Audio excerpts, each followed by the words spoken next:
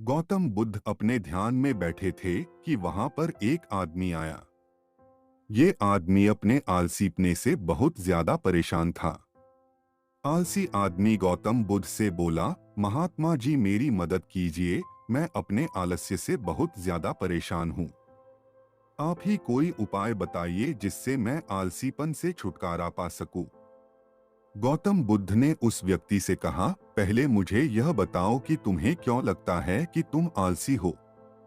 आलसी आदमी बोला, सिर्फ मुझे नहीं, मेरे परिवार वालों को और मेरे आसपास के सभी लोगों को ऐसा लगता है कि मैं आलसी हूँ। गौतम बुद्ध ने फिर उससे पूछा, क्या तुम जानते हो आलस्य होता क्या है? आलसी व्यक्ति बोला, नहीं मैं नहीं जानता, किंतु मैं इतना जरूर जानता हूँ कि आलस्य बहुत बुरी चीज है। इसकी वजह से मुझे बहुत नुकसान हुआ है जीवन में। गौतम बुद्ध बोले, जिस परेशानी से तुम छुटकारा पाना चाहते हो पहले उसके बारे में पूरी जानकारी ले लोगे तो उससे छुटकारा पाना आसान हो जाएगा। आलसी व्यक्ति बोला, भगवान इतनी बुद्धि तो मुझ में नहीं है, आप ही मुझे इस समस्या के बारे में जानकारी दीजिए। गौतम बुद्ध बोले, आलस्य एक मानसिक अवस्था है, एक विचार है जिसे जाने अनजाने में हम खुद ही जन्म देते हैं। आलस्य दो मूलभूत कारणों की वजह से ही जन्म लेता है। एक है शारीरिक और दूसरा मानसिक। शारीरिक कारणों में पहला कारण है गलत तरह का भोजन। हम सभी जानते हैं कि हमारे शरीर को भोजन से ऊर्जा मिलती है और यह ऊर्जा सजीव चीजों से मिले तो अच्छी, यानी कि प्राकृतिक रूप से जो हमें भोजन की वस्तुएं प्राप्त होती है उनसे अगर यह ऊर्जा मिले तो हमारा शरीर इससे अच्छी ऊर्जा प्राप्त करता है। इससे उलट यदि हम निर्जीव वस्तुओं से ऊर्जा प्राप्त करते हैं तो यह हमें आलस्य की ओर लेकर जाती है। दूसरा कारण हमारी शारीरिक गतिविधियां भी हमें आलस्य के चंगुल में फंसा सकती है। गौतम बुद्ध ने आलसी व्यक्ति को अपने शिष्यों की तरफ इशारा करते हुए कहा कि देखो, इनके चलने फिरने बैठने के तरीकों में तुम्हें कुछ अलग नजर आ रहा है। जब आलसी व्यक्ति कुछ समझ नहीं पाया तब गौतम बुद्ध ने उससे कहा, मेरे शिष्य जब भी बैठते हैं तो वे रीढ़ की हड्डी को एकदम सीधा रखते हुए बैठते हैं। चलते हैं तो उनके दोनों पैरों के बीच अच्छे से संतुलन बना रहता है और जब वह सोते हैं तो उनका शरीर एकदम शिथिल रहता है। ऐसा करने से उन्हें रात्रि में एकदम सही तरीके से नींद आती है। आलसी व्यक्ति बोला, लेकिन नींद तो आलस्य का की एक स्वरूप है। बुद्ध बोले, हाँ, अगर उसे ज्यादा मात्रा में लिया जाए तो।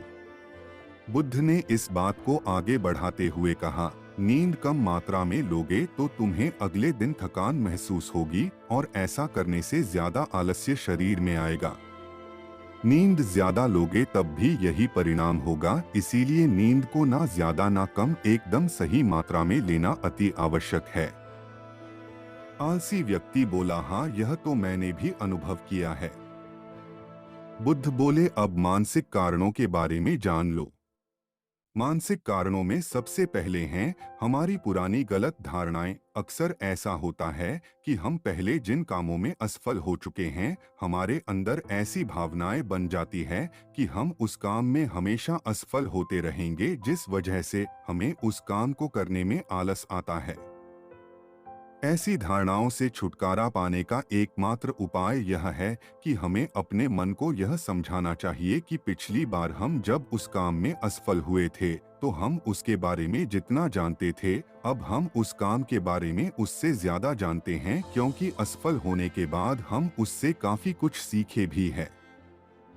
बुद्ध बोले, दूसरा कारण है आलसी और कामचोर लोगों की संगत। कई बार ऐसा होता है कि हम आलसी नहीं होते, मगर जिनके साथ हम रहते हैं हम उन जैसे बनने लगते हैं। इससे छुटकारा पाने का उपाय बहुत सरल है, कामचोर और आलसी व्यक्तियों से दूर रहो। ऐसे व्यक्तियों की संगत में रहो जो अपने काम को बड़ी लगन से करते हैं और तुम्हें कुछ सिखा पाए।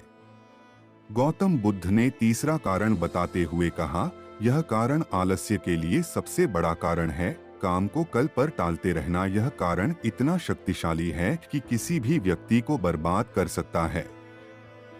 इससे बचने का सबसे आसान उपाय यह है कि जो काम जितनी जल्दी संभव हो उतनी जल्दी कर दिया जाए। गौतम बुद्ध ने आलसी व्यक्ति से एक सवाल पूछा, मान लो तुम किसी रेगिस्तान में फंस गए हो और तुम्हें प्यास लगी है, तो तुम क्या करोगे? आलसी व्यक्ति बोला, मैं जल्दी ही रेगिस्तान के आसपास कोई गांव की तलाश करूंगा या ऐसी जगह की तलाश करूंगा जहां पर मुझे पानी मिल सके। गौतम बुद्ध बोले, अगर तुम्हें काफी देर ढूंढने पर भी पानी ना मिले तब तुम क्या करोगे? आलसी व्यक्ति बोला, मैं तब भी अपनी तलाश जारी रखूंगा क्योंकि ऐसी परिस्थिति में मेरे पास कोई और दूसरा विकल्प तो होगा ही नहीं। गौतम बुद्ध बोले, बिल्कुल सही, और यही है मानसिक स्तर पर आलस्य का चौथा कारण किसी भी निश्चित लक्ष्य का ना होना, यह भी आलस की ओर लेकर जाता है। अब सुनो पांचवें कारण के बारे में। गौतम बुद्ध बोले, सोचो कि तुम्हारे पास काफी सारे सोने के दागिने हैं जो तुम्हें एक जगह से दूसरी जगह लेकर जाना है। तुम चलते चलते थक जाते हो और किसी पेड़ के नीचे बैठ जाते हो और तभी तुम्हें दूर से तुम्हारी तरफ दौड़कर आ रहे डाकू दिखाई देते हैं। तो क्या तब भी तुम आलस करके वहीं बैठे रहोगे या ऐसी परिस्थिति में तुम वहां से उठकर दौड़ने लगोगे?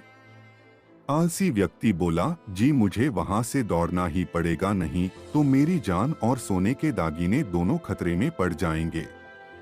बुद्ध बोले, यानी कि तुम्हारे पास एक ठोस वजह होगी दौड़ने के लिए। यही है आलस्य का पांचवा कारण, किसी भी काम के लिए ठोस वजह का ना होना।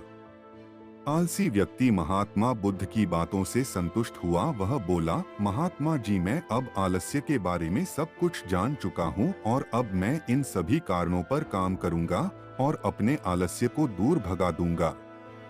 दोस्तों, आशा करता हूँ गौतम बुद्ध और आलसी व्यक्ति की कहानी आपको अच्छी लगी होगी और इसे पढ़ने के बाद अब आप कभी भी जीवन में आलस नहीं करेंगे।